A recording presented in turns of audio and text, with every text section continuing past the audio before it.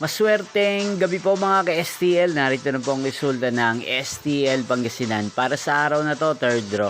January 5, 2026, araw ng Lunes.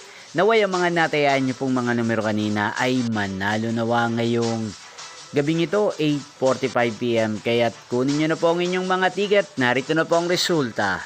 Ang mga numerong ninalo sa STL Pangasinan ngayong gabing ito, January 5, 2026. 8:45 PM, third draw. Result 5 at 14. In exact order. Again, 5 at 14.